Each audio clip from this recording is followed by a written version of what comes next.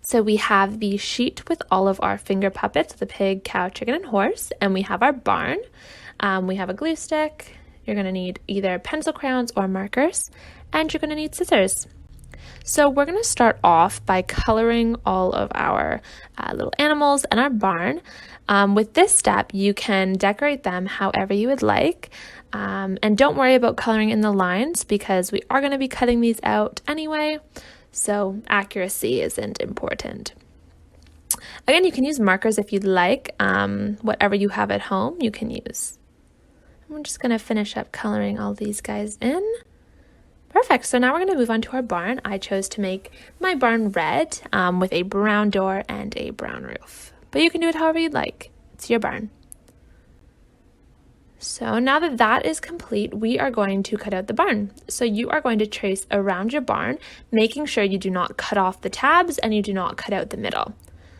We're just going to fly through this pretty quick, this little cutting, then we'll move on to the next step.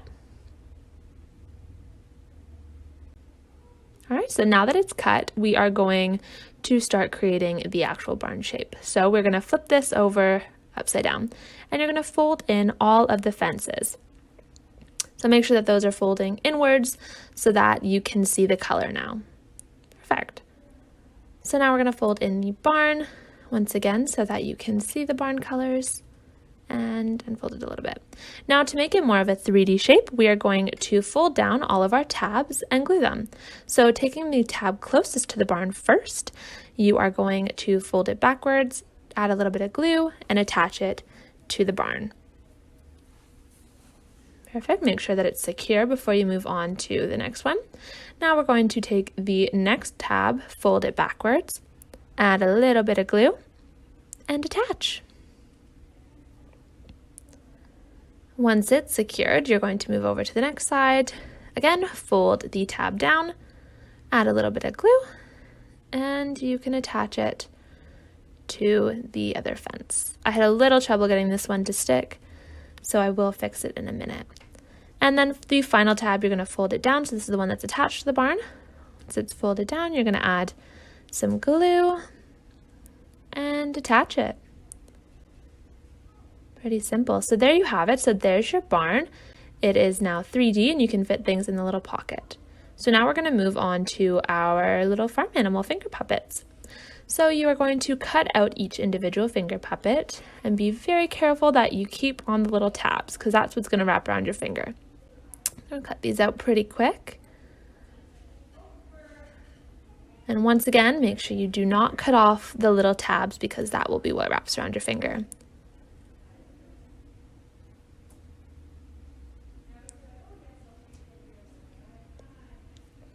So now that we have almost finished cutting out all of them, the next step will be to measure and wrap it on your finger.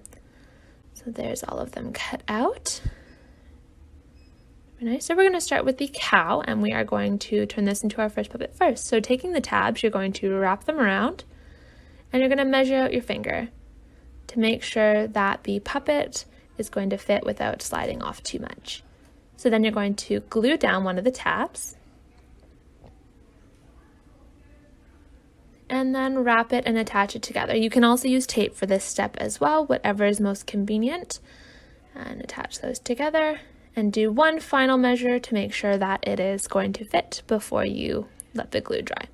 And then you're going to move it on and do the rest with, you're going to do that again with all the rest of them.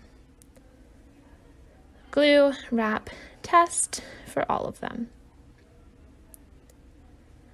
So now that all of them are done, we've got our horse, chicken, and pig, and our cow.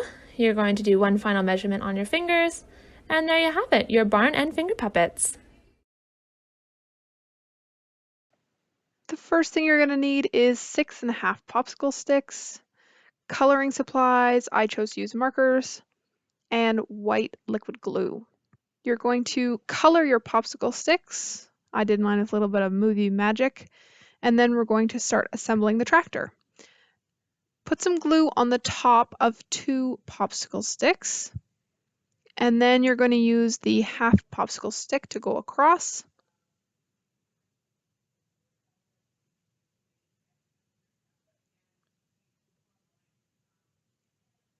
put some liquid glue about halfway up the bottom of those same popsicle sticks, and we're going to lay the rest of the popsicle sticks across, and it will start to resemble a tractor.